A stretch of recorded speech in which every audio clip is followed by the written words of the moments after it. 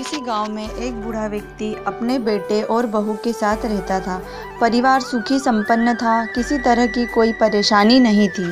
बूढ़ा बाप, जो किसी समय अच्छा खासा नौजवान था, आज बुढ़ापे से हार गया था।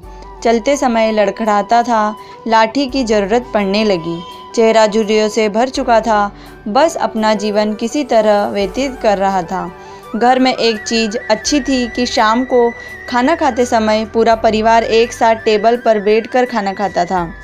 एक दिन ऐसे ही शाम को जब सारे लोग खाना खाने बैठे, बेटा ऑफिस से आया था, भूखा ज़्यादा था और जल्दी से खाना खाने बैठ गया। साथ में बहू और उसका एक बेटा भी खाने लग गया। बूढ़े हाथ जैसे ही थाली उठाने को हुए, थाली हाथ से गिर गई। थोड़ी दाल टेबल पे गिर गई। बहू बेटे ने घृणा दृष्टि से पिता की ओर देखा और फिर से अपना खाना खाने लग गए। बूढ़े पिता ने जैसे ही अपने हिलते हाथों से खाना खाना शुरू किया तो खाना कभी कपड़ों पे गिरता तो कभी ज़मीन पर। बहुत चिढ़ते हुए कहा, हे राम।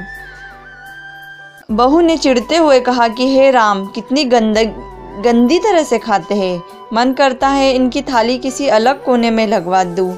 बेटे ने भी ऐसे सिर हिलाए जैसे पत्नी की बात से सहमत हो। उनका बेटा यह सब मासूमियत से देख रहा था। अगले दिन पिता की थाली उस टेबल से हटाकर एक कोने में लगवा दी गई। पिता की डबडबाती आंखें सब कुछ देखते हुए भी कुछ बोल नहीं पा रही थी। बूढ़ा पिता रोज की तरह खाना खाने लगा। खाना कभी इधर गिरता, कभी उधर गिरता। छोटा बच्चा अपना खाना छोड़कर लगातार अपने दादा की तरफ देख रहा था। माँ ने पूछा, क्या हुआ बेटे, तुम दादाजी की तरफ क्यों देख रहे हो और खाना क्यों नहीं खाते? बच्चा बड़ी मासूमियत से बोला, माँ, मैं सीख रहा हूँ कि वृद्धों के साथ कैसा व्यवहार करना चाहिए। जब मैं बड़ा हो जाऊँगा और आप लोग बूढ़े हो जाओगे तो मैं भी आपको इसी तरह कोने में खाना खिलाऊंगा। बच्चे के मुंह से ऐसा सुनते ही बेटे और बहू दोनों कांप उठे। शायद बच्चे की बात उनके मन में बैठ गई थी, क्योंकि बच्चे ने मासूमियत के साथ एक बहुत बड़ा सबक दोनों को दे दिया।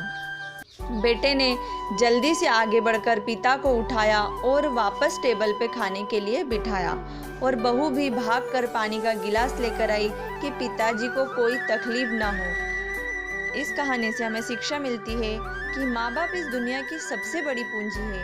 आप इस समाज में कितनी भी इज्जत कमा ले, कितने भी धन इकट्ठा कर ले, लेकिन माँ बाप से बड़ा धन इस दुनिया में